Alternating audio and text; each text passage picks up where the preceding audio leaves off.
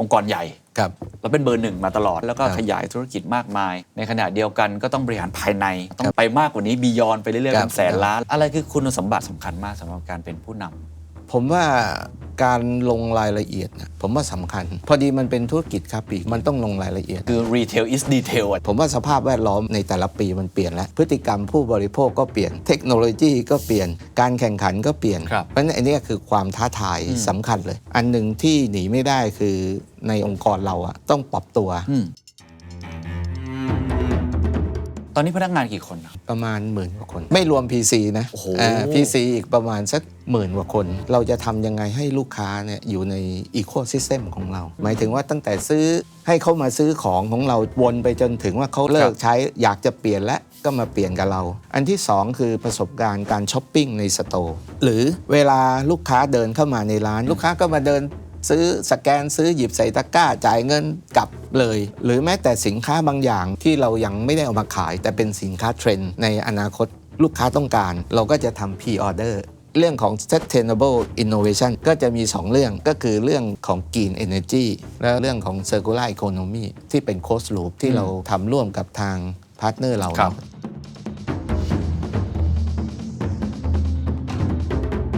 ส่วนของ SCG เรามีเรื่องเทคโนโลยีแต่ว่าของเราเนี่ยมีแค่สูตรแต่ว่าจะทำยังไงให้มันไปถึงผู้บริโภคเนี่ยอันนี้ถ้าไม่ได้ทาง Home Pro มันก็ไม่เกิด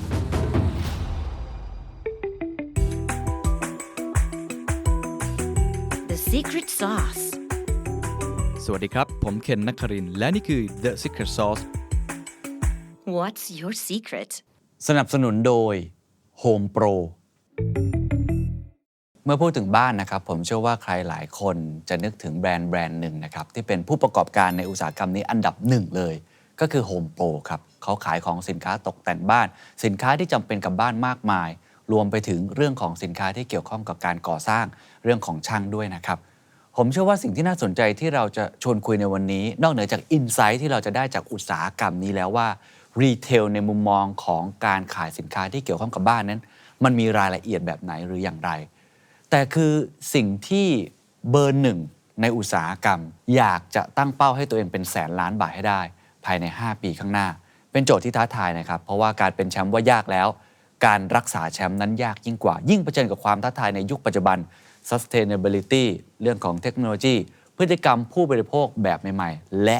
คู่แข่งที่ก็แข็งแกร่งมากขึ้นเรื่อยๆวันนี้ผมจะพูดคุยกับผู้บริหารนะครับนั่นก็คือคุณวีรพันธ์นะครับท่านจะมาเล่าให้ฟังเลยนะครับว่าตั้งแต่จุดเริ่มต้นของ Home Pro เห็นโอกาสตอนนั้นแล้วปรับตัวมาจนเป็นเบอร์หนึ่งได้อย่างไร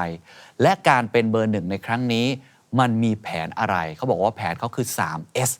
ที่จะทะยานไปสู่แสนล้านในรายละเอียดของมันเราจะทำให้เห็นนะครับว่าทำไมช้างถึงจะพยายามเต้นระบำในแบบของตัวเองครับทราบว่าคุณวีรพันธ์เนี่ยเข้ามาอยู่ในโฮมโปรจริง10 กว่าปีแล้วก็ค่อยๆเลื่อนขั้นขึ้นมาเรื่อยๆจนปัจจุบันเป็นหัวเรือใหญ่เนี่ยนะครับจริงๆโฮมโปรวันนี้ทำอะไรอยู่บ้างแล้วจุดเริ่มต้นมันมีความเปลี่ยนแปลงอะไรจนมาถึงจุดนี้ได้ครับโฮมโปรเริ่มต้นก็สาขาแรกของเราก็เป็นสาขารังสิตครับแต่ก่อนเราขายทรายขายหินหลังจากที่เราทำไประยะหนึ่งเราก็เรียนรู้เนาะว่าเครื่องใช้ไฟฟ้าของใช้ในบ้านมันก็เป็นโอกาสเราก็เริ่มเพิ่มพวกนี้เข้ามานะครับจากวันนั้นจนถึงวันนี้เนี่ยก็ใช้เวลาในการปรับแต่งเราเรียกว่าปรับแต่งโมเดลของเราเนาะมาสักระยะหนึ่งนะจนเราเห็นว่าโมเดลของเราเนี่ยแข็งแรงแล้วเราก็มีช่วงที่เราขยายเยอะจาก1 สาขามาจนถึงวันนี้ก็96 สาขาแล้วแต่ระหว่างทางจริงๆมันก็มีลูกค้ากลุ่มหนึ่งที่ไม่ใช่เจ้าของบ้านอย่างเดียวแต่เป็นลูกค้าช่างซึ่งเราก็เห็นว่าตลาดนี้มันก็ยังพอมีโอกาสมีช่องว่างเราก็มาเปิดอีกโมเดลหนึ่งของโฮมโปรเราเรียกว่าแมกกาโฮมแมกกาโฮมเนี่ยก็จะขายสินค้าที่เกี่ยวข้องกับช่างโฮมโปรสำหรับเจ้าของบ้านแมกกาโฮมสำหรับลูกค้าช่างจนมาถึงปัจจุบันเนี่ยเราก็เอา2 โมเดลนี้มารวมกันนะในบางสาขาที่เรามีพื้นที่ที่เราอยากจะ utilize asset ที่เรามีอยู่เนาะเราก็สร้างเป็นโมเดล Hybrid ที่มี Home Pro แมกกาโฮมอยู่ใกล้กันปัจจุบันก็มีอยู่3 สาขามันก็จะช่วยดึงทั้งลูกค้าบ้านและลูกค้าช่าง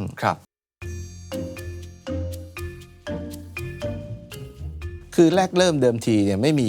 ร้านที่คล้ายๆเราเรียกว่าบิ๊กบ็อกเนาะส่วนใหญ่ถ้าไปจะซื้อของที่เกี่ยวข้องกับบ้านก็จะไปแต่ละร้านแต่ละประเภท ร้านเล็ก เล็กๆ ทั่วๆไป อาเฮีย อาเฮีย แปะ ใช่ทีนี้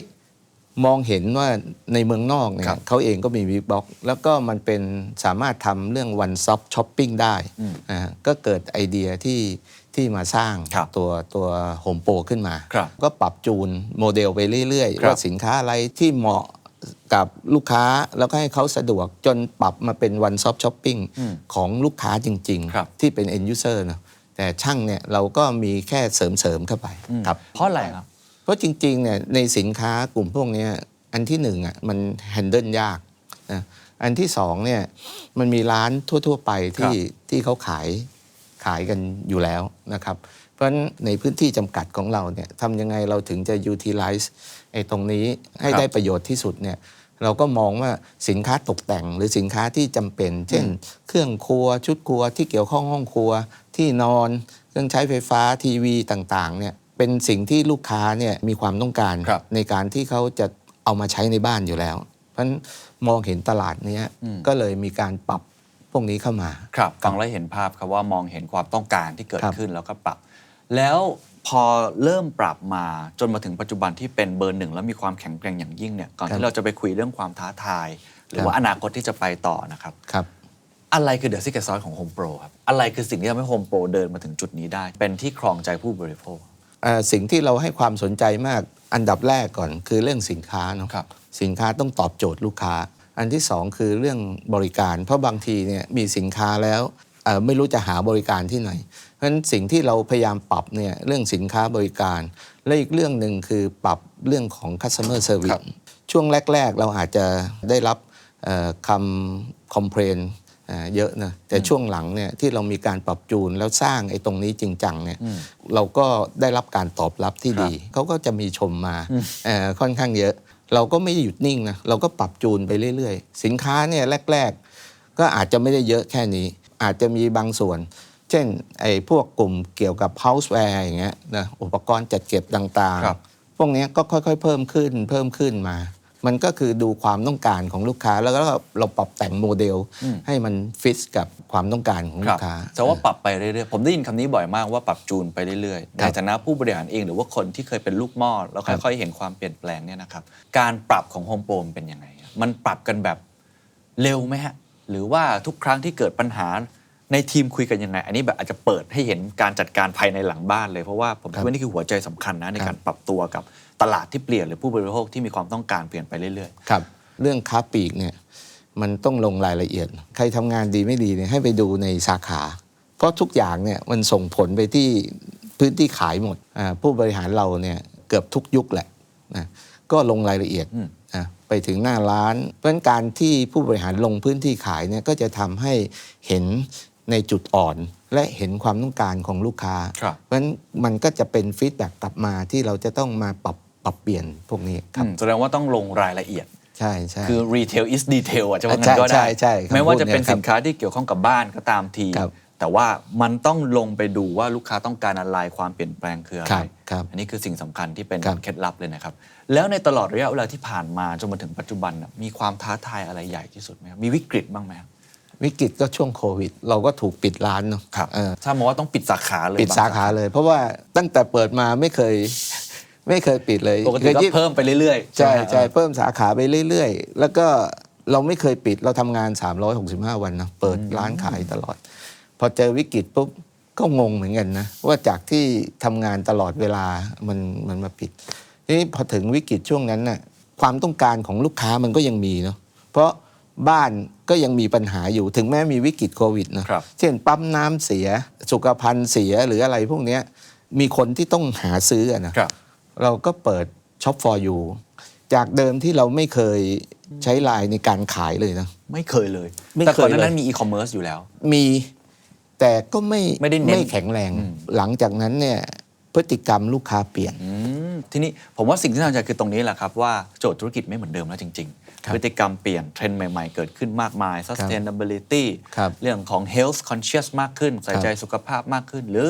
สมรภูมิคู่แข่งที่มันเปิดกว้าง เปิดกว้าง วันนี้เราพูดถึงสินค้าจีนเยอะมากนะครับ ใช่ ที่ ครับกระโดดเข้ามาในเมืองไทยเช่ คน รับ เดียวกันเลยอยากเริ่มตั้งต้นนี้ก่อนในฐานะผู้นำเนี่ยมองโจทย์ของ Home Pro วันนี้ความท้าทาย หรืออาจจะมองเป็นโอกาสด้วยก็ได้เนี่ยมีอะไรบ้างครับ จริงๆ เราต้องยอมรับนะว่าปัจจุบันเนี่ยคู่แข่งก็คง ครับ เพิ่มขึ้นแหละเพิ่มขึ้นช่องทางออนไลน์ก็เป็นคู่แข่งที่ขยายเพิ่มขึ้นเรื่อยๆ แต่ Home Pro เนี่ยขายสินค้าเกี่ยวกับบ้านเนอะ ครับ โจทย์ของเราคือเราจะทำยังไงให้ลูกค้าเนี่ยอยู่ในอีโคซิสเต็มของเรา หมายถึงว่าตั้งแต่ซื้อให้เขามาซื้อของเราจนวนไปจนถึงว่าเขาเลิกใช้อยากจะเปลี่ยนแล้วก็มาเปลี่ยนกับเรา อันเนี้ยคือโจทย์เราตั้ง purpose ไว้นะครับ we make a better living ครับ อันเนี้ยคือความท้าทายสำคัญว่าเราจะทำยังไงให้ Home Pro เนี่ยตอบสนองกับลูกค้าทำให้ความเป็นอยู่ของลูกค้าดีขึ้นทำยังไงให้เขาเนี่ยพอนึกถึงเรื่องที่เกี่ยวข้องกับบ้าน นึกถึง Home Pro เลย การทำอย่างเงี้ยมันก็ต้องใช้หลายส่วนนะ ใช่ครับ เรื่องสินค้าที่จะต้องตอบสนองกับเขาให้ครบมากขึ้นนะเลนส์มันต้องกว้างขึ้น การบริการต่างๆที่เกี่ยวข้องกับเขาในบ้าน ครับ ถ้าเราใช้ตรงนี้เป็นเครื่องมือเนาะเพราะว่าจริงๆ แล้วต้องบอกว่าจุดแข็งของเราเนี่ยเรื่องโฮมเซอร์วิสเนี่ยเราเป็นจุดแข็งที่สามารถที่จะสร้างความแตกต่างได้ เราก็จะใช้จุดเนี้ยสร้างอีโคซิสเต็มอันนี้ของเราขึ้นมา สินค้าบางอย่างมันก็เปลี่ยนนะครับสินค้าบางอย่าง ถ้าเราเห็นชัดเนี่ยก็คือพวกทีวีสมัยก่อนเนี่ยทีวีอาจจะมีทุกห้อง ครับ ห้องนอนแต่ละห้องมีหมด แต่สมัยนี้ไม่ค่อยมีแล้วจะมีอยู่เครื่องเดียวที่ลิฟวิ่ง ครับ แล้วเป็นทีวีจอใหญ่ อืม ที่เราเห็นภาพชัดเนาะพฤติกรรมที่เปลี่ยนไป อันอื่นๆเนี่ยไม่ว่าเรื่องของจริง ๆ เรื่องรักสุขภาพเนี่ย ครับมาแรง มาแรงเรื่องเฮลท์เราเองก็พยายามที่จะเพิ่มเติมในเรื่องนี้เข้ามา สินค้ากลุ่มนี้ เพระว่สินค้ากลุ่มนี้เข้ามา Health and Wellness นะฮะก็เข้ามา เราก็พยายามที่จะเพิ่มเรื่องพวกนี้ ครับ มองว่าเด็กรุ่นใหม่เนี่ยบางทีเขาไม่อยากรอนะสินค้าเขาอยากได้ความสะดวกความรวดเร็วเซอร์วิสของเราก็ต้องปรับตัวเขาซื้อสินค้าแล้วทำยังไงให้ส่งให้เขาเร็ว เราก็ปรับตัวเรื่องพวกนี้เพราะฉะนั้นมันจะปรับในหลาย ๆ เรื่อง ครับ นะครับแต่เทรนด์น่ะเปลี่ยนไปแน่ ๆ เรื่องเอจจิ้งก็เข้ามา ครับ เพราะฉะนั้นสินค้าที่เกี่ยวข้องกับซิลเวอร์เจนเนาะซิลเวอร์เจนก็จะถูกเพิ่มเข้ามา หรือให้ความสำคัญมากขึ้น ครับ ส่วนเด็กรุ่นใหม่ๆเนี่ยโดยส่วนใหญ่พวกสินค้าที่เป็น IoT หรือพวกประหยัดพลังงาน ครับ พวกโซล่าต่างๆเนี่ยพวกนี้เราก็พยายามปรับให้เข้ากับเทรนด์เนอะ ครับนี่คือกลุ่มธุรกิจเกี่ยวกับบ้านนะครับทีนี้เกี่ยวกับช่างนะฮะที่เราแตกมาทำเพิ่มขึ้น ครับ สถานการณ์มันเป็นยังไง เพราะอันนี้ก็ถือว่ามีคู่แข่ง ครับ อยู่ในท้องตลาดพอสมควรที่เขาแข็งแรงมากด้วย ถ้าเทียบตอนนี้โดย performance เราก็สู้ได้ ครับ นะเพียงแต่ว่าตอนนี้สาขาเราก็ยังน้อยกว่า เราก็พยายามปรับจูนว่าสินค้าในความลึกของสินค้าเนี่ยเรามีสินค้าครบตอบโจทย์เขาไหม ครับ ก็สังเกตจาก performance เทียบอดีตมาถึงปัจจุบันเนี่ยมันก็ดีขึ้นเรื่ ครั อย บ ๆสำหรับตัวแมคโครโฮมเนาะแต่ว่าจริงๆ พวกนี้มันก็ยังเปลี่ยนไปในอนาคต เพราะว่าเครื่องมือต่างๆเนี่ยเดี๋ยวนี้มันก็เป็นไวเลส อ๋อ ไอ้สว่านนะ ฮะ แต่ก่อนก็เป็นแบบลากไฟนะครับ เดี๋ยวนี้ก็เป็นสว่านแบบไวเลสใช้แบตเตอรี่ โอเค เทรนด์สินค้ามันก็เปลี่ยนไป อ๋อ ความสะดวกมันก็เยอะขึ้น ครับ สมัยก่อนสมมติว่าถ้าเกิดในจุดทำงานที่มันอยู่ไกลเนาะเขาก็ต้องมีเครื่องเจนเครื่องปั่นไฟอะ ครับ แล้วก็ถึงจะใช้ไอ้ตัวสว่านได้ สมัยนี้ไม่ต้องเลย ก็ใช้แบบไร้สายนะครับ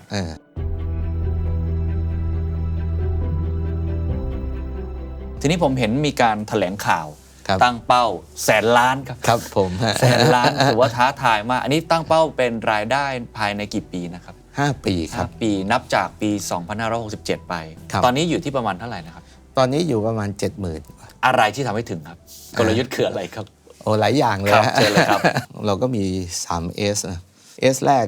ก็คือ Synergize Omnichannel ครับ หมายถึงว่าอันที่หนึ่งเราก็จะขยายสาขานะทั้ง Home Pro Mega Home หรือในรูปแบบไฮบริดหรือถ้าในช่วงระหว่างนั้น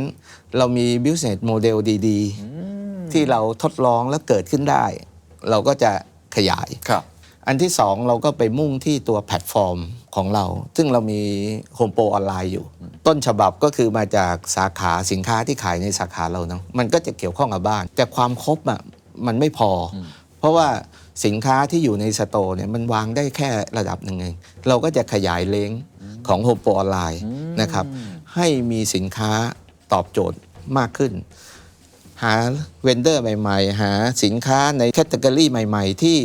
เราเองยังไม่มีขาย เช่นมัมเมนเวบี้เฮลท์แอนด์เวลเนสหรือหลายๆเรื่องที่เรายังไม่มีขาย ก็ เนี่ย คือมันเหมือนไม่มีขีดจำกัดเลยว่า ใช่ ต้องมาวางใน ใช่ โฮมโปร ใช่ ขอแค่อยู่ใน warehouse หรือว่าไปอยู่ในเวนเดอร์ของเราก็ได้ ใช่ แล้วอีกตัวหนึ่งคือนอกจากทำตัว Marketplace เนี่ยเราเองก็เพิ่มกลุ่มลูกค้าอีกกลุ่มหนึ่ง ครับ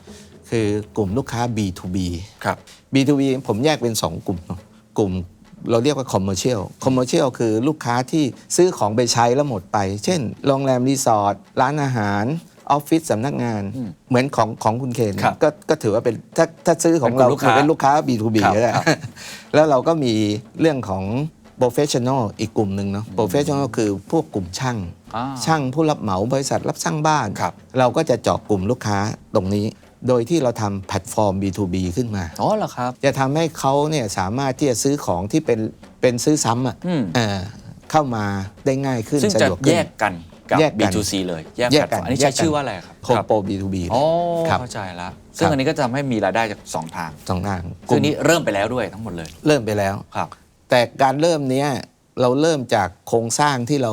แฟซิลิตี้ที่เรามีอยู่นะครับ เราก็กำลังจะปรับจูนให้มันมีความชัดเจนมากขึ้นนะมีคนที่รับผิดชอบมากขึ้น ครับ นะครับในการเจาะลูกค้ากลุ่มนี้ ครับ อันนี้ก็จะเป็นพอร์ตใหญ่พอร์ตหนึ่งที่เราคิดว่ามีโอกาสที่ทำให้เราเติบโต ครับ และมียอดขาย แสดงว่านี่คือ เพิ่มขึ้ เป็นพอร์ตที่จะบุกเลย ครับ เป็นหลักอันเดิมที่ดีอยู่แล้วก็ทำต่อไปออนไลน์ก็ขยายขึ้น B2B ใช่ ก็เจาะให้มันมากขึ้น ใช่ อ่า สาขาก็ขยาย ก็ปั๊ม ที่มีโอกา สาขาขึ้ ส นไป ครับต้องดู แต่ตอนนี้อันนี้ถามแบบคนไม่รู้จริงๆฮะตอนนี้เราก็เห็นโฮมโปรเยอะมากอยู่แล้ว ครับ แล้วก็ผมไม่แน่ใจว่าแล้ว potential เพราะมันต้องดูตาม GDP ประเทศไทยใช่ไหม ครับ ดู ครับ ตามโครงสร้างของ ครับ เศรษฐกิจไทย ครับ มันยังโตได้อีกเยอะถูกไหมครับ ในกรุงเทพและปริมณฑลเนี่ยยังโตได้อีกเยอะ เพียงแต่ว่ามันติดเรื่องผังเมืองนะครับ มันหลายพื้นที่มันสร้างไม่ได้ตรง หมาย นั้ ถึง นได้ ผังเมืองมันไม่เอื้อให้สร้างพื้นที่แบบ สร้าง นี้ ได้ หรอ ไม่เกิน 2,000 อ๋อ ถ้าเราจะทำของเราเนี่ยใช้พื้นที่ขายประมาณสัก 8,000 ถึง 10,000 ก็เป็นเงื่อนไขเล็กๆน้อยๆที่เราต้องผ่านไปให้ได้ ใช่ แต่ว่า ใช่ โอกาสมี โอกาส แล้วใน มี ต่างจังหวัดในเมืองหลักเมืองรอง ใน เป็นไง ต่างจังหวัดก็ยังมีโอกาสอยู่ ครับ ครับ เพราะว่าต่างจังหวัดเองเนี่ยส่วนใหญ่เราอยู่ที่เมืองหลัก เราก็ยังดูว่าเมืองรองเนี่ยเราจะปรับรูปแบบเรายังไง ครับ ให้ไปเข้าสู่เมืองรองได้ อืม นะเพราะว่าเมืองรองกำลังซื้อก็ต้องน้อยลง ครับ แต่เพียงแต่ว่าเราจะปรับรูปแบบเรายังไง อืม เพราะฉะนั้นถ้าเกิดเราปรับรูปแบบตรงนี้ได้ในเมืองรองเอง ครับ เนี่ยมันมีอีกเยอะมากเลย ครับ นะครับหรือรูปแบบอื่นๆที่เป็นสเปเชียลต่างๆเนี่ยเราก็กำลังทดลองอยู่ อ๋อแสดงว่ายังมีอีกหลายโมเดล ใช่ ที่ยัง ใช่ อุบไว้ก่อน ใช่ แต่ว่า ใช่ จะค่อยๆ ใช้คำว่า penetrate เข้าไปแทรกซึม ใช่ เข้าไป ใช่ ไหนๆคุยเรื่องนี้เลยอยากคุยระยะสั้นนิดนึง เพราะปีนี้ก็เป็นปีที่ยากลำบากนะผ ครับ มเห็นทิศทางเศรษฐกิจปรับลด GDP กัน โดยเฉพาะอุตสาหกรรมนี้ก็ถือว่ายอด คนไม่ยอมปล่อยกู้บ้าน แบงค์ไม่ยอมปล่อยกู้บ้าน ใช่ ไหมครับรถอีก ใช่ แล้วก็ ใช่ มีงบที่เบิกจ่ายล่าช้าของภาครัฐ ครับ ที่ ครับ กระทบแน่นอนกับอุตสาหกรรมก่อสร้าง ใช่ นี้ ใช่กำลังซื้อ กำลังซื้อมอง 6 เดือนหลังจากนี้เป็นไงครับ ในทิศทาง เอา 6 เดือนหลังสิ่งที่ดีเนอะ ครับ สิ่งที่มองก็ดีนะนักท่องเที่ยวน่าจะยังดี ครับ อยู่อันที่สองคืองบประมาณที่เพิ่งออกมา แล้วก็ต้องใช้ในปีนี้ให้หมดเนาะเพราะว่าเดี๋ยวปี 68 มันก็ออก ตอนนี้เขาก็เริ่มร่างกันแล้วใช่ ครับเพราะฉะนั้นงบประมาณของปีเนี้ยมันมีช่วงเวลาใช้สั้นเนาะเพราะฉะนั้นส่วนใหญ่ก็จะมาใช้ครึ่งปีหลังเพราะฉะนั้นคิดว่าภาครัฐน่าจะดีขึ้นนะการใช้จ่ายภาครัฐที่ถามว่าตรงกับเราไดเรกกับเราไหมก็คงไม่ไดเรกมันก็อาจจะเป็นทางอ้อม ครับ ก็คือมีเงินหมุนเวียนแล้วก็สุดท้ายมันก็วนมาเป็นกำลังซื้อ ครับ นะแต่เรื่องบ้านใหม่การปล่อยกู้กำลังซื้อต่างๆเนี่ยอันเนี้ยยังเป็นจุดอ่อนอยู่นะครับถามว่ากระทบเราไหมต้องบอกว่าลูกค้าโฮมโปรเนี่ย70%เป็นลูกค้าบ้านเก่า โอเคครับ ลูกค้าบ้านใหม่เนี่ยประมาณสัก 15% ครับ ลูกค้า B2B เนี่ยประมาณสัก เห็นภาพ 15นะครับเพราะฉะนั้นบ้านใหม่อะกระทบแน่ๆเพราะว่าอสังหาเนี่ยเหลือค้าง ต็มเลย ใช่ครับ เป็นแสนยูนิตส่วนบ้านเก่าเนี่ยถามว่าคนพอมีกำลังซื้อน้อยลงเขาก็อาจจะรีโนเวทปรับปรุงเนาะแต่คงไม่มากเท่ากับช่วงที่เขามีกำลังซื้อนั้นถามว่ากระทบเรามากไหมผมก็คิดว่าก็ไม่มากไม่มาก ก็น่าจะยังมีช่องทางอื่นๆ เช่นปัจจุบันเนี่ยเมืองท่องเที่ยว ครับ เราก็ยังโตอยู่นะสาขาที่เราอยู่ในเมืองท่องเที่ยวเราก็โตอยู่ สาขาหลายสาขาที่เราปรับตัวนะปรับสาขาเนี่ยเราก็เติบโต เช่นสาขาที่เราทำเป็นไฮบริดยอดขายเราก็เติบโต ครั ขึ้ บ น ครับ เพราะฉะนั้นมันอยู่ที่ว่าเราจะปรับตัวยังไง ถ้างั้นให้คำแนะนำนิดนึงในเชิงระยะสั้นเอาให้จบปีนี้ไปให้ได้หลายคนปวดหัวเหลือเกินว่าโอ้ ครับ ฉันจะปรับแผนยังไง ครับ มุมมองที่คุณเบียร์พันธ์อาจจะให้คำแนะนำได้ หรือว่าสิ่งที่โฮมโปรทำเวลามองวิกฤตหรือมองความท้าทายที่ทุกคนบอกมันดูฝืดๆจังเลยช่วงนี้เนี่ยแต่โฮมโปรก็ยังยึดเป้าเดิม ครับ ที่จะ ครับ ทำได้ผมเห็นงบ Q1 ก็ออกมาก็ถือว่ายังสวยอยู่ ครับก็ต้องโฟกัส โฟกัสในเรื่องที่เรามองเห็นโอกาสเนาะ ครับ เหมือนกับของผมที่บอกว่าสาขาที่ท่องเที่ยว ผมก็ต้องโฟกัสมันให้มันแข็งแรงที่สุดเนาะอันที่สองคือการบริหารค่าใช้จ่ายนะค่าใช้จ่ายบางอย่างเนี่ยพอมันกำลังซื้อมันน้อยในภาพรวมเนี่ยการที่เราจะทำอะไรที่เป็นภาพรวมบางทีมันไม่สามารถกระตุ้นกำลังซื้อได้ เราก็มาใช้เฉพาะจุดที่เราคิดว่าเราสามารถที่จะทำตรงนี้ได้นะสุดท้ายเตรียมความพร้อมไว้ เพราะสักวันหนึ่งเนี่ยมันก็คงดี ครับ พอมันดีปุ๊บเนี่ยเราก็จะแข็งแรงกว่าเดิม แล้วก็ทำให้เราเนี่ยวิ่งได้ไกลกว่าเดิม ครับโอ้เป็นมุมมองที่มีความหวังมากครับ ครับ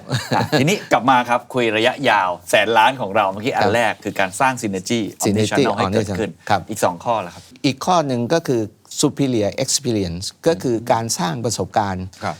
ที่ดีให้กับลูกค้าไอ้ตัวเนี้ยตัวสำคัญเนาะมันจะทำให้ลูกค้าที่มีประสบการณ์ดีเนี่ยเขากลับมาซื้อเราซ้ ครับ ำสิ่งที่เราทำคือเราจะพยายามทำไลฟ์ไทม์อีโคซิสเต็มที่ผมบอก ครับ นะครับตั้งแต่ลูกค้ามาซื้อสินค้าของเรา เรามีบริการจัดส่งติดตั้ง ช่วงที่เขาใช้เนี่ยเสีย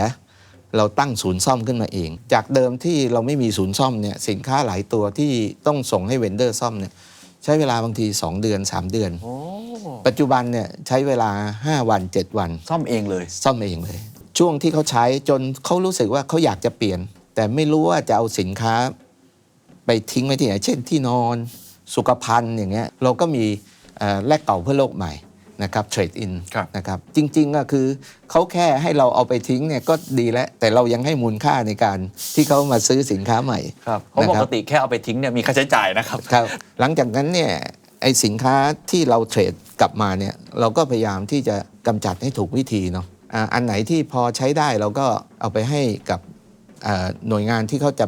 ไปดำเนินการต่อ ครับ อันที่ใช้ไม่ได้เราก็มาทำตัวรีไซเคิลนะซึ่งก็จะเป็นโปรเจกต์ร่วมกับพาร์ทเนอร์เรา ครับ อันนี้ก็เป็นอีโคซิสเต็มระหว่างในอีโคซิสเต็มนี้มันจะมีโฮมเซอร์วิสที่จะผูกไว้ในอีโคซิสเต็มนี้ตลอด ครับ นี่ก็เป็นเรื่อง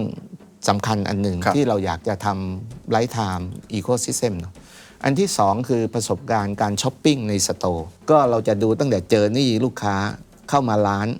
ทำยังไงให้พอลูกค้าเดินเข้าร้าน ผู้บริหาร GM สโตร์ผู้จัดการฝ่ายขายรู้ว่าเอ้ยลูกค้าคนนี้ลูกค้าสำคัญ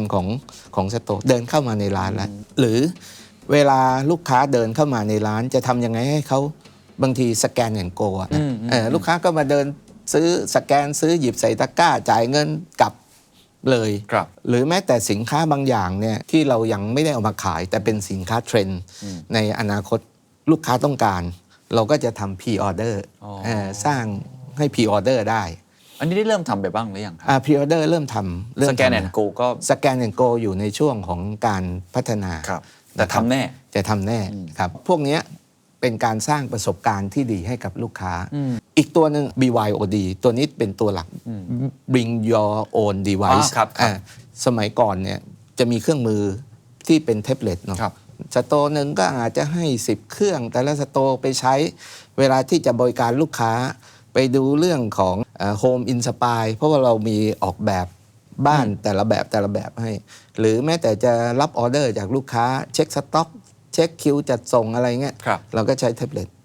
หลังจากนั้นเราไปทำเรื่อง BYOD เนี่ยคือเราทำให้มือถือของพนักงานเนี่ย ครับ ทุกคนเนี่ย ทำฟังก์ชันนี้ได้ เพราะฉะนั้นมันไม่แค่10ละปัจจุบันพนักงานทุกคนก็มีมือถือเขาก็จะใช้อันเนี้ยในการบริการลูกค้าให้ความสะดวกกับลูกค้า ซึ่งอันเนี้ยเราก็พัฒนามาระดับหนึ่งแล้วอีกตัวหนึ่งคือตัว Smart Home Service คำว่า Smart Home Service คือเรามีตัวแอปนะ Home Service ซึ่งเราพยายามที่จะทำให้มันดีขึ้นนะตัวแอปตัวเนี้ยเราจะเพิ่มฟังก์ชันเราเรียกว่า My Order ลูกค้าสามารถสั่งบริการในนี้ได้ดูเรื่องออเดอร์ต่างๆในอดีตที่ผ่านมาได้ที่เขาเคยซื้อนะครับเราจะมี My Tagging My Tagging หมายถึงว่าไอ้สินค้าที่ซื้อแล้วรอจัดส่งเนี่ยตอนนี้สถานะเนี่ยอยู่ตรงไหนแล้วก็เรามี My IoT เราพยายามที่จะทำฟังก์ชันอันหนึ่งที่เป็นคอนโทรลสินค้าสมาร์ทโฮมซึ่งเราจะพัฒนาเองเหรอฮะแล้วก็ทำให้สินค้าที่ขายในโฮมโปรที่สามารถมีตัวเขาเรียกว่าโปรโตคอลที่สามารถเชื่อมได้เนี่ยเราก็จะทำให้ใช้แค่แอปเดียวปัจจุบันเนี่ยถ้าสังเกตสินค้าแต่ละตัวเนี่ยก็จะมีแอปใช่ครับเพราะลูกค้าก็จะลำบากผู้ใช้ก็จะลำบากและนี่จะเป็นระบบที่ Home Pro develop ขึ้นมาเองใช่อีกตัวหนึ่งก็คือหมายช่างหมายถึงทำช่างประจำบ้านให้ลูกค้าสามารถระบุเลยว่าที่ผ่านมาฉันใช้เซอร์วิสช่างคนนี้นะแล้วฉันรู้สึกดีนะครับฉันก็ระบุเข้าไปเลยว่าทุกครั้งที่จะใช้เซอร์วิสขอช่างคนนี้ตัวสุดท้ายที่เราจะทำเนี่ยก็คือเรื่อง Data Analytics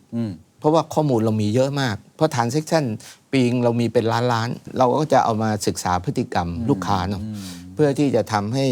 เห็นช่องว่างที่เราอยากจะนำเสนอสินค้าหรือบริการให้กับลูกค้าครับซึ่งเราทำอยู่แล้วไหมครับเราทำอยู่พวกนี้เอา Big Data มาทำแล้วก็สามารถหาลูกค้าซื้อซ้ำได้หรือว่ารู้พฤติกรรมเขาไอ้โมเดลพวกนี้เราทำแล้วนะครับแต่มันต้องใช้เวลาปรับจูนให้มันมีประสิทธิภาพขึ้นเพิ่มขึ้นจริงๆเราก็ใช้ AI ด้วยนะก็คือเรื่องของตัว Price Optimizer จะทำยังไงให้เรารู้ว่าการตั้งราคาเนี่ยสินค้าตัวนี้ตั้งที่ตรงไหนราคาเท่าไหร่ราคาเท่าไหร่ที่ทำให้ยอดขายกับมาจิ้นดีที่สุดใช้ AI ช่วยเลยอันนี้ใช่ AI ซึ่งปกติเราอาจจะไม่ได้ใช้ AI ปกติเราใช้ประสบการณ์ เราใช้ประสบการณ์ของจัดซื้อแต่ตัวเนี้ยเขาจะซักเจสมาเลยนะครับแล้วก็เอา Data มาทำเรื่องของตัวเราเรียกว่าเล้ง assortment สินค้าทำให้เราสามารถที่จะวางว่าสาขาไหนคนมีเล้งสินค้ากลุ่มไหนในสาขาที่คาแรคเตอร์ลูกค้าเหมือนกันก็ควรจะมีสินค้าเหมือนกันตัวที่3คือเรื่องของ sustainable innovation ก็จะมี 2 เรื่องเรื่องแรกก็คือเรื่องของ green energy ในส่วนของเราเองเนาะเราก็หลังคาของ Home Pro หรือแม้แต่ DC เราก็ติดตั้งโซล่ารูฟนะครับเราก็ติดตั้งครบในหลังคาที่เป็นของเรานะแต่บางสาขาเนี่ยเราไปอยู่ในห้างเราติดไม่ได้นะครับปัจจุบันเราติดน่าจะ70กว่าเมกเลยนะเยอะค่อนข้างเยอะลูกค้าเองเราก็มีโฮมโซล่าขายในมุมลูกค้านะเราก็มีโฮมโซล่ามีแผ่นโซล่า DIY ในมุมพนักงานเราก็อยากจะสนับสนุนเรื่องนี้เราก็อาจจะมีส่วนลดถ้าแบบลูกพนักงานที่จะติดตั้งโซล่ารูฟที่บ้านโฮมโซล่าที่บ้านหรือสนับสนุนเรื่องรถ EV ส่วนช่างรถขนส่งต่างๆที่ส่งของไปที่บ้านหรือส่งไปที่สโตร์เนี่ยเราก็เอา EV truck เข้ามาจริงเหรอฮะใช่นำเข้ามาจากต่างประเทศกับพาร์ทเนอร์ที่ในเมืองไทยฮะในเมืองไทยแล้วมันเวิร์กไหมครับก็เท่าที่ทดลองอยู่ตอนนี้ก็โอเคนะครับเพราะว่าเห็นมันจะมีปัญหา EV truck ตรงที่มันใหญ่เนาะแล้วก็แบตเตอรี่มันต้องใหญ่มากอันนี้มันตอนนี้เราใช้จริงแต่เราทดลองในฟีดสั้นนะยังในฟีดสั้นอยู่เราก็ติดตั้งไอตัวชาร์จเจอร์ที่ DC แล้วก็เขาวิ่งไปถึงวิ่งกลับเนี่ยมาถึงก็โอเคนะครับเพราะมันเป็นไปได้แล้วแล้วการลงทุนไม่ว่าจะโซลาร์เซลล์หรือว่า EV truck พวกนี้เนี่ยอาจจะมีการลงทุนเยอะในช่วงต้นแต่เชื่อว่าเบรกอีเวนต์ได้ในระยะยาวแล้วก็ได้เรื่องของ sustainability ด้วยใช่ net zero ต่างๆเพราะว่าอันนี้คือเป้าหมายอันหนึ่งที่เราอยากจะวิ่งไปที่ net zero เนาะแล้วตัวสุดท้ายก็คือเรื่องของ circular economy ที่เป็น closed loop ที่เราทำร่วมกับทางพาร์ทเนอร์เรา SCG นะครับอันนี้ใครสนใจย้อนกลับไปฟังได้เพราะว่าเรามีเจาะเรื่องตู้เย็นสีเขียวกันไปแบบเต็มๆแล้วนะครับตอนนี้พนักงานกี่คนนะครับประมาณ10,000 กว่าคนผมว่าน่าจะไม่รวม PC นะPC อีกประมาณสัก10,000 กว่าคน ผมว่าน่าจะเป็นตัวอย่างที่ดีครับ เพราะว่าเมื่อกี้ที่เล่ามาทั้งหมดเนี่ยโอ้โหแผนเยอะมาก ครับ แทบจะทุกเอลิเมนต์เลย ครับ เอาเทคเข้าไปทำเรื่อง sustain เพิ่มยอดขายขยายสาขา ครับ ปรับอะไรอยู่เต็มไปหมดเลยในขณะที่มีพนักงานเยอะขนาดนี้เนี่ย ครับ ช้างมันเต้นระบำได้ยังไงฮะ คำถามคือจะทำยังไงให้ในฐานะผู้นำเนี่ย ครับ ให้เกิดการเปลี่ยนแปลงจริง ในฐานะที่องค์กรใหญ่ขนาดนี้ ปกติที่ผมเห็นมาองค์กร ครับ เขาเกิน 5,000 คนเนี่ยจะเริ่มไซโลและจะ ครับ เริ่มมีปัญหานี้เกิดขึ้นเนี่ย ครับ องค์โปรมีปัญหานั้นบ้างไหมครับ แล้วจะทำยังไงให้มันมี agility จริง ไซโลถามว่ามีบ้างไหมก็คงมีเนาะ ครับ ในองค์กรใหญ่ขนาดเนี้ยแต่ว่าสิ่งที่เราพยายามทำเนี่ยคือเราพยายามทำให้ทุกคนเนี่ยมองไปที่เป้าหมายเดียวกัน ครับ นะใน culture เรานะcollaborate as one home pro นะเป้าหมายเดียวกัน one home pro คือเวลาคุยอะไรกันเนี่ยพอเป้าหมายของหน่วยงานกับแต่ละคนที่ไปคุยกันแล้วไม่ลงรอย ครับ กันเนาะมันก็ให้มองเป้าหมายบริษัท อันนั้นคือตัวตัดสินใจนะครับ ตัวที่จะทำให้องค์กรเดินหน้าไปข้างหน้าได้เนี่ยผมคิดว่าเราโชคดีที่แต่ละหน่วยงานเนี่ย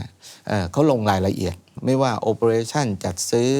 ทางด้าน HR ทางด้าน Marketing ทางด้าน IMDC พวกเนี้ย ครับ มันก็จะทำให้องค์คาพยพพวกเนี้ยมันก็เคลื่อนกันไปได้ อืม เพราะว่ามันไม่ได้แบบว่าต้องไปทีทั้งหมื่น มันเป็นหน่วยย่อยมันก็เดินไปของ ค มั รับ น ครับค่อยๆ ปรับไปได้ ในฐานะหัวเรือใหญ่เลยเนี่ยกับการนำองค์กรขนาดใหญ่คือผมพยายามพูดให้เห็นคอนเท็กซ์ ครับ ให้คนฟังได้เห็นภาพว่าสิ่งที่คุณพิพันธ์กำลังเผชิญอยู่นะครับ คือหนึ่งองค์กรใหญ่ ครับ ต้องเราเป็นเบอร์หนึ่งมาตลอดนะฮะต้อ ครั ง บ drive ไปมากกว่านี้ beyond ไปเรื่อยๆ ครั เป็ บ นแสนล้าน แล้วก็ ครับ ขยายธุรกิจมากมาย ในขณะเดียวกันก็ต้องบริหารภายใน ให้มันปรับตัวได้กับความเปลี่ยนแปลง ครับ ยังไม่นับความท้าทายอื่นๆที่เข้ามาคือโจทย์มันเพิ่มมากขึ้น อะไรคือคุณสมบัติที่คุณบริพันธ์คิดว่าสำคัญมากสำหรับการเป็นผู้นำ ผมว่าการลงรายละเอียดนะผมว่าสำคัญนะพอดีมันเป็นธุรกิจค้าปลีกนะ มันต้องลงรายละเอียด มันต้องลงรายละเอียดนะแล้วการเข้าไปทำความเข้าใจกับบทบาทของงานของแต่ละหน่วยงานเนี่ยผมเองเนี่ยก็มีประชุมกับทุกหน่วยงาน อ๋อ ในเป้าหมายในแผนงานทุกเดือนนะครับ เพราะฉะนั้นไองานพวกเนี้ยแล้วก็หน่วยงานพวกเนี้ยบางทีเราก็มีเรื่องของการทำงานร่วมกันเนาะพวกเนี้ยผมคิดว่าเป็นเรื่องสำคัญที่จะต้องลงรายละเอียดให้เยอะ เราจะเห็นปัญหาและเห็นโอกาส โดยเฉพาะที่ผมบอกว่าทุกอย่างเนี่ยมันอยู่ที่สาขา ผมว่าเป็นคนเดินสาขาเยอะนะ ทุกวันนี้ก็ต้องเดินสาขานะ บางทีเสาร์อาทิตย์ถ้านั่นผมไม่ติดอะไรผมก็เดิน ครับ เพราะว่าการเดินเนี่ยมันทำให้เราเห็นภาพ แล้วก็ตอนนี้เราก็มีโปรแกรมเนาะให้ผู้บริหารหน่วยงานต่างๆ เราเรียกว่า field work ครับ ผู้บริหารบุคคล ผู้บริหาร inventory management ผู้บริหาร DC แม้แต่ marketing เองเนี่ยก็ให้ลงไปเป็นพนักงานขายเนาะ จริงเหรอฮะ ใช่ใช่วันหนึ่งเลยทำตัวเป็นพนักงานขาย วันหนึงผมได้เดินผมอาจจะเจอคุณวีรพันธ์ยิงบาร์โค้ดหรืออะไรครับ อาจจะเจอผมอยู่ในพื้นที่ขาย เพื่อ ก็ อะไร ได้ ครับ เขาจะได้ไปสัมผัสจริงนะฮะเราเห็นตัวตนของลูกค้าเห็นความต้องการ เราเห็นพนักงานเรานะทำงานเครื่องไม้เครื่องมือต่างๆ จุดอ่อนต่างๆเนี่ยเป็นยังไงนะแล้วก็เราอะไรที่เรายังสามารถที่จะตอบสนองไอ้เรื่องพวกนี้ทั้งการทำงานภายในกับความต้องการของลูกค้าได้เนี่ยอันเนี้ยมันก็จะทำให้ผู้บริหารได้เห็นภาพพวกนี้จริงๆนะครับถ้าทางอ้อมก็พนักงานก็จะรู้สึกว่าผู้บริหารให้ความสำคัญ ครับ นะแล้วก็รู้สึกเขาจะตื่นเต้นนะ ตื่นเต้น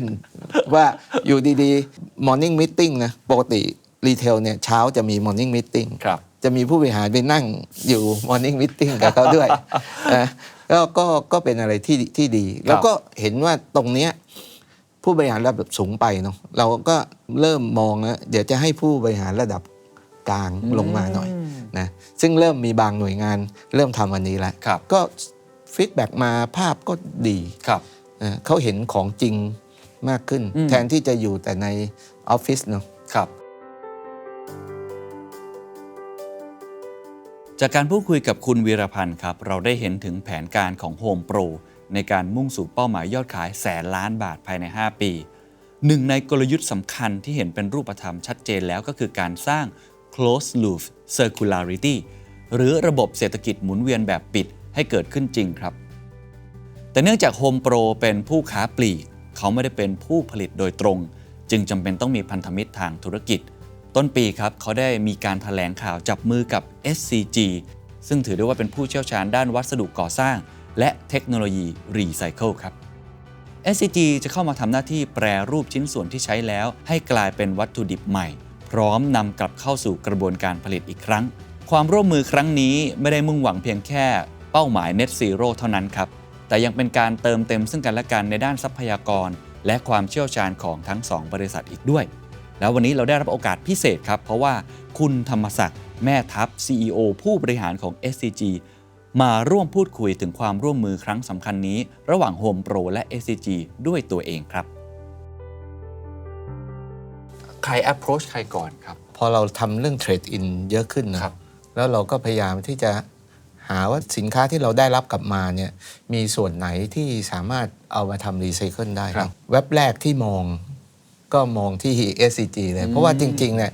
SCG กับเราอ่ะมันก็มีกิจกรรมบางอย่างนะผมยกตัวอย่างเช่น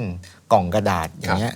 SCGP Packaging นะฮะเขาก็เป็นหน่วยงานที่รับซื้อของเรานะครับไปเพราะมองอย่างนี้ปุ๊บมันก็เริ่มจากลิงก์ตรงนี้มันเริ่มมีแล้วทางทีมงานเขาก็เลยมองว่าถ้าอย่างนี้พวกเกี่ยวข้องอีกในกลุ่มของสุขภัณฑ์นะก็มองไปที่ธุรกิจ CBM Cement and Building Materials แล้วก็พวกพลาสติกเนาะก็มองไปที่ SCG4 นะครับ Chemical พอมองอย่างนี้ปุ๊บก็เริ่มให้ติดต่อเข้าไปละมีนัดทานข้าวนะผมว่าเราเบื้องหลังนะฮะผมว่าเจอคุณธรรมศักดิ์เนี่ยบอกว่ามานัดทานข้าวหน่อยแล้วทางทีมงานที่เกี่ยวข้องก็มานั่งคุยสุดท้ายมันก็ออกมาเป็นคล้ายๆเป็นความร่วมมือแล้วก็คุยกันในเรื่องวิธีทำงานเรื่องอะไรพวกนี้ส่วนของ SCG เองเนี่ยเรามีเรื่องเทคโนโลยีในเรื่องของการเอาอย่างเช่นพวกขยะพลาสติกเนี่ยนะครับเอากลับมาใช้ใหม่โดยที่ปรับปรุงคุณภาพให้มีคุณภาพที่ดีนะครับแต่ว่าของเราเนี่ยมีแค่สูตรเรามีเทคโนโลยีแต่ว่าจะทำยังไงให้มันไปถึงผู้บริโภคเนี่ยอันนี้ถ้าไม่ได้ทางโฮมโปรมันก็ไม่เกิดครับแสดงว่าเรามีเทคโนโลยีอยู่แล้วแล้วปกติเราทำเป็นโปรดักต์ของเราเองอยู่แล้วไหมครับเราทำเป็นเม็ดรีไซเคิลแล้วก็ต้องให้ลูกค้าเราเนี่ยเอาไปขึ้นรูปเป็นผลิตภัณฑ์นะครับเข้าใจเป็นวัตถุดิบอะใช่ไหมเป็นวัตถุดิบให้เขาอย่างโฮมโปรเนี่ยเนื่องจากว่าสามารถเก็บจากคอน sumer ได้เลยนะครับเราเองก็ออกแบบแล้วก็เราก็รู้ด้วยซ้ำว่าจะเอาไปทำอะไรต่อคุณภาพควรจะเป็นอย่างไรมันต่อกันพอดีครับ close loop จริงๆความหมายในมุมของคนที่ทำเทคโนโลยีมาก่อนเนี่ยทำไมมันถึงเป็นสิ่งที่เราอยากทำให้มันเกิดขึ้นมันคืออะไรกันแน่ครับ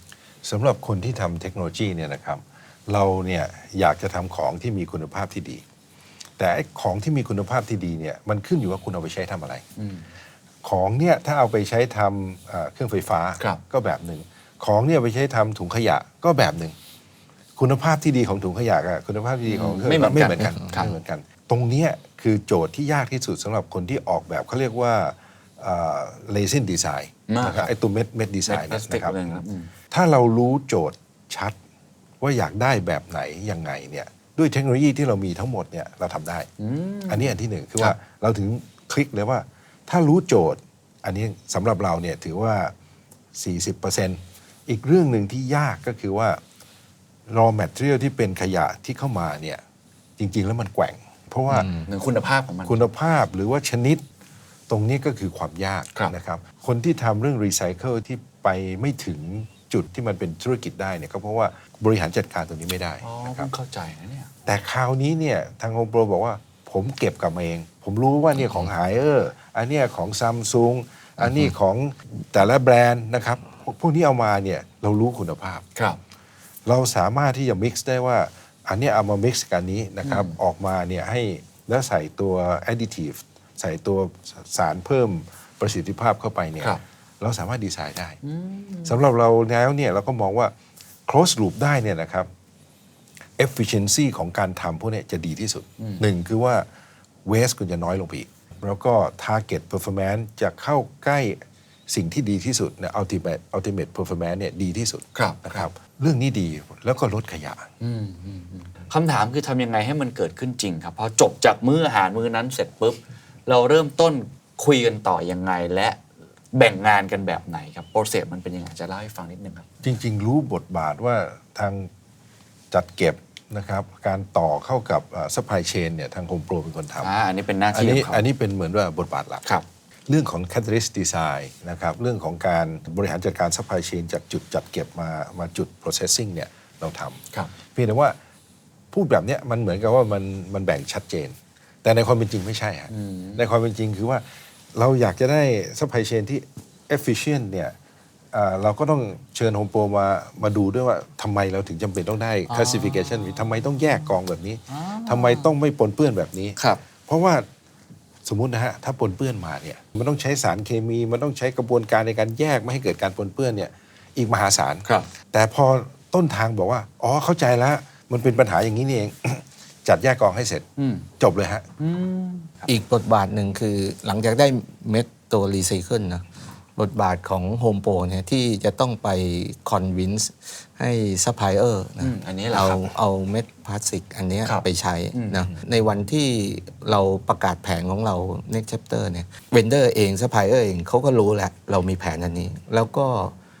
เกือบทุกบริษัทเลยเขาอยากจะไปในการ เขาเห็นด้วยไหมครับ เขาเห็นด้วย โอ้ เขาเห็นด้วย แสดงเจตจำนงที่ เรา ที่ ไม่ อ ได้ ยาก คอ จะ น เข้า วิน มา ยากในเชิงเหตุ ใช่ ผล ใช่ใช่ อ๋อ ครับ อ๋อ จนมาถึงวันนี้มันก็มีโปรดักต์หลายตัวที่ออกมา ครับ แล้วก็พิสูจน์แล้วว่ามันได้รับการตอบรับที่ดี ครับแล้วในมุมมองของผู้บริหารเองมองเห็นไอ้โมเดลเนี้ยมันจะสเกลไปยังไงต่อครับเพราะนี่มันเพิ่งเริ่มต้นนะ แต่ผมเข้าใจว่าจริงๆ แล้วคงจะมองว่าในอนาคตมันน่าจะทำอะไรได้เพิ่มมากขึ้นมันสเกลได้ไหมครับ แล้วเรามอง business model มันยังไง คือตอนเนี้ยคนอาจจะมองว่ามันเป็น good showcase มันช่วยลดขยะ แต่ผมก็เลยบอกว่าถ้า carbon footprint เริ่ม implement กันเป็นจริงเป็นจัง เรื่องนี้จะช่วยลด carbon footprint carbon footprint เกี่ยวกับอะไร เกี่ยวกับการซื้อขายสินค้า ตอนนี้อาจจะพูดว่าเข้าไปที่ยุโรปเขาจะเริ่มถามหา carbon footprint นะครับถ้าเกิดคุณ carbon footprint เยอะเขาอาจจะเก็บภาษีคุณหรือเขาอาจจะไม่รับคุณ ครับ นะครับ เพราะฉะนั้นเนี่ยในระยะต่อไปเนี่ยคนที่มีคาร์บอนฟุตพิ้นต่ำก็จะได้เปรียบในเชิงการแข่งขันคือสินค้าจะขายได้นะครับ ในมุมมองโฮมโปรล่ะครับในการลงทุนครั้งนี้เรามองขนาดไหน เพราะว่าเข้าใจช่วงแรกก็น่าจะคล้ายๆกันคือเป็นโชว์เคส ตรงกับโจทย์ Net Zero ด้วย แต่ว่าในเชิง business model เอง หรือว่าในมุมของเอาคาร์บอนฟุตพิ้นเป็น competitive advantage เนี่ยมองอย่างนั้นด้วยไหมครับ ถ้าเป็นตัวหนึ่งที่เราวางเป้าไว้เรื่องของตัว sustainable innovation เนอะ ครับ อันนี้ก็คือตอบสนองเรื่องของคาร์บอนฟุตพิ้นตอบสนองเรื่องของ ESG ครับ นะครับเราเองก็ตั้งเป้าหมายเรื่องพวกนี้ไว้มากนะครับจนถึงว่าพอจบ 5 ปีในแผนงานของเรานะเราอยากจะได้มียอดขายของสินค้าที่เกี่ยวข้องกับเป็น circular product เนี่ย 20% นะเพราะฉะนั้นถามว่ามีความเป็นไปได้ไหมผมว่ามีความเป็นไปได้ เพราะว่าสินค้าเครื่องใช้ไฟฟ้าเกือบทุกชิ้นเนี่ยมันปัจจุบันมันพิสูจน์ได้แล้วว่ามันสามารถทำได้ แล้วอนาคตถ้ามันสามารถเพิ่มส่วนผสมจากปัจจุบันเนี่ยประมาณสัก 30เนอะมันเพิ่มเป็น 40-50 ได้ด้วย innovation อะไรที่มันเพิ่มเติมขึ้นมาได้นะผมคิดว่าไอเนี้ยมันจะทำให้ไอความเรื่องคาร์บอนฟุตพิ้นเนี่ยมันมีความสำคัญขึ้น ครับ นะสินค้าอื่นๆในโฮมโปรมันมีอีกเยอะเลยครับ ที่ ที่ ทำได้ สามารถทำได้ เพราะว่ามันเกี่ยวข้องกับตัวพลาสติกเนาะแล้วสักวันหนึ่งพอมันสเกลจำนวนได้เนี่ยผมคิดว่าราคามันไม่แน่นะ อาจจะถูกกว่าเม็ดเวอร์จินก็ได้นะ เพราะว่าคนเริ่มให้ความสำคัญกับเรื่องของ ถ้า คาร์บอน demand ฟุต มันมา ดีมาน ถูกไหม มัน ฮะ มา แล้วก็ให้ความสำคัญว่าผลิตภัณฑ์ที่เกิดขึ้นจากเม็ดตัว ครับ รีไซเคิลเนี่ยมันมี value มากกว่าที่มาจากเม็ดเวอร์จินเนาะเพราะว่ามันเรื่องของ ESG อะ ครับงั้นผมจะถามอีกมุมหนึงแล้วกันว่าคู่มือในการทำลักษณะแบบเนี้ยเขาควรจะต้องรู้อะไรบ้างครับ ผมคิดว่าอย่างแรกคือต้องมีเป้าหมายเดียวกันก่อน ว่าเราอยากจะผลักดันเรื่องนี้นะ เพราะว่ามันไม่ใช่ว่ามาทานข้าวกันเสร็จปุ๊บ แล้วมันจะจบอยู่ตรงนั้นมันไม่มีทาง ครับ มันจะต้องมานั่งจูนนะครับมาช่วยกัน very open communication กัน แล้วก็พยายามจะผลักให้มันเวิร์ก ครับ นะครับถ้าเราจับมือกันช่วยกันผลักไปให้ถึง purpose เรื่องของ sustainability เนี่ย ครับ ยังไงก็สำเร็จ ครับทางโฮมโปรแล้วครับเส้นทางหลังจากนี้สเต็ปถัดไปหลังจากนี้จะขยายตรงนี้ยังไงต่อ ของเราเองก็คงสเกลไปในตัวสินค้าอื่นๆเนอะในปัจจุบันที่เราทำอยู่เนี่ยมันก็มีสินค้า อยู่ในกลุ่มเครื่องใช้ไฟฟ้านะแต่เครื่องใช้ไฟฟ้าเองก็ยังไม่ครบหลายเวนเดอร์ ครับ ซัพพลายเออร์ที่ขายกับเราหลาย ครับ แบรนด์เนาะ ครับ เราก็อยากจะสเกลไปให้ครบทุกสินค้าที่ขายอยู่ในเราเนี่ยอยากให้เป็นเซอร์คูลาอีกตัวหนึ่งก็คือพวกสินค้าที่เป็น small appliance ต่างๆ หรือแม้แต่สินค้าที่เป็น home houseware ที่เราใช้ในเครื่องกล่องจัดเก็บอะไรพวกเนี้ยเราก็อยากจะขยายไปตรงนั้น ครับ ที่เราบอกว่าเราตั้งเป้าเรื่องของยอดขายถึง 20% ของเซอร์คูล่าโคสรูปเซอร์คูล่าเนี่ยมันก็เป็นเรื่องท้าทายสำหรับ ท้าทาย ทีมงานครับ เพราะนี่คือหน้าที่คือต้องไปสร้างดีมานในมาร์เก็ตนะครับ ให้คนแทนที่จะซื้อตู้เย็นปกติ ต้องมาซื้อตู้เย็นที่มากขึ้นนี่ก็เป็นอีกตลาดหนึงที่ต้อง ผม ทำ คิดว่าเรื่อง ESG เนี่ยคาร์บอนฟุตปรินท์เนี่ยมันจะเป็นตัวช่วยกระตุ้นนะแล้วก็ด้วยคนรุ่นใหม่ ครับ ถ้าเราสังเกตพฤติกรรมเขาจะให้ความสนใจกับสินค้ากลุ่มพวกนี้เยอะขึ้น เพราะฉะนั้นต่อไปผมคิดว่าสินค้ากลุ่มนี้มันไม่ใช่สินค้าที่เวลาเรามองพวกที่รีไซเคิลเราจะมองว่ารู้สึกมันเป็นของที่อยู่ต่ำกว่านะแต่จริง ๆ แล้วอนาคตเนี่ยผมคิดว่าสินค้าที่เป็นรีไซเคิลเนี่ยอาจจะเป็นสินค้าที่มี value มากกว่าสินค้าปกติ ครับพรีเมียมมากกว่าแล้ว ครับ เนาะในแง่ของ value ด้วยในแง่ของอะไรต่าง ครับ ๆ ทีนี้ผมว่าคุยกันผมชอบตรงที่ว่าเราคุยกันเรื่องทิศทางของ circular economy แบบที่มันจับต้องได้มากขึ้นแล้วมันออกมา ต้นทางมาคนเอาไปเทรดออกมาเข้าสู่กระบวนการ แล้วก็ไปคุยกับซัพพลายเออร์ด้วย ครับ จริง ๆ ออกมาแล้วก็เป็นของขายจริง ๆ ด้วย ครั นะ บ แล้วเป็น high value product ด้วยนะครับก็เลยอยากให้ทั้งสองท่านให้คำแนะนำกับ SME แล้วกัน จริงๆ ถ้าแนะนำเลยเนี่ยคือให้ลงมือทำเลย เลือกสินค้าสักตัวหนึ่งนะครับ แล้วก็เอามาทำในสินค้าที่เป็น high value แต่ให้เริ่มเลยอย่ามัวแต่คิดแล้วรอจนพร้อมทุกอย่างเนาะถ้าเราได้ทดลองทำเนี่ยเราจะรู้ว่าในกระบวนการต่างๆเนี่ยมันต้องปรับเปลี่ยนในช่วงระหว่างการเดินทางเนี่ ครั ย บ ยังไง อืม มันจะเรียนรู้ถ้าเราทำได้สักตัวหนึ่งเดี๋ยวตัวอื่นๆก็จะตามมา ครับครับ จะไม่ยาก ครับทิ้งท้ายแล้วกันนะครับ วันนี้เราคุยกันเหมือนเป็นโชว์เคสขององค์กรใหญ่ที่จับมือกัน แล้วก็เกิดเป็นตู้เย็นออกมาจริง ๆ แล้วก็น่าจะสเกลเป็นโปรดักต์อีกมากมาย เพราะเขาคอมมิชไปแล้ว 20% นะถือว่าไม่น้อยทีเดียวนะท้าทายค่อนข้างมากเลย Circular Economy ในมุมของเขาอาจจะดูเป็นเรื่องไกลตัว แต่เขาเริ่มคอนเซิร์นแล้วว่าเรื่องสิ่งแวดล้อมเนี่ยสำคัญมาก อยากจะสื่อสารอะไรหาองค์กรใหญ่ครับว่า จะทำยังไงให้ผลักดันให้คนไทยทั้งหมดที่ฟังอยู่หรือประเทศไทยเนี่ยร่วมกันทำให้ผมเอาแค่ตรงนี้ก่อนแล้วกันไอ้ circular economy ก่อนก็ได้เพราะมันเป็นฟันเฟืองหนึ่งที่สำคัญมาก มันเรื่องของ waste management เรื่องของ upcycling เนี่ยมันจะเป็นส่วนหนึ่งที่ทำให้เราไปถึงไอ้ carbon net zero หรือว่า neutrality ได้นะครับอาจจะให้ทั้งสองท่านช่วยแนะนำหรือฝากอะไรนิดนึงครับ ผมฝากเรื่องเดียว ขอเรื่องเดียว ประเทศไทยทำได้เนี่ยรับรอง circular economy มาแน่นอน แยกขยะเปียก ขยะแห้ง อันนี้พูดถึงพวกเราด้วยใช่ไหม ครับ ทุกคนครับ แยกขยะเปียกขยะแห้ง มันสำคัญขนาดนั้นเลยผมก็เพิ่งทราบ แยกขยะเปียกขยะแห้งพูด3 รอบเลย ทิ้งท้ายก็คือวิรพันธ์ครับ อยากจะให้ความทุกบริษัทให้ความสำคัญกับเรื่องนี้เนาะเพราะว่ายังไงเรื่องนี้มันมาแน่ต้องเตรียมตัวเราให้พร้อมนะซึ่งปัจจุบันเนี่ยมันก็มีตัวอย่างของ SCG กับ Home Pro ที่ทำแล้วก็ทำได้นะครับผมเชื่อว่าหน่วยงานหรือองค์กรอื่นๆเนี่ยบริษัทอื่นๆ ก็สามารถทำได้นะครับเพียงแต่ว่าขอให้มีความตั้งใจ ครับ นะครับพยายามปรับตัวเราเตรียมตัวให้พร้อมตั้งแต่วันนี้ อย่ารอให้ถูกสั่งให้เปลี่ยน ครับปรับตัวตั้งแต่วันนี้แล้วก็กลับบ้านไปแยกขยะกันทุกคนนะครับ ขอบคุณทั้งสองท่านนะครับ ขอบคุณนะครับ ขอบคุณครับ สวัสดีครับ สวัสดีครับ สวัสดีครับ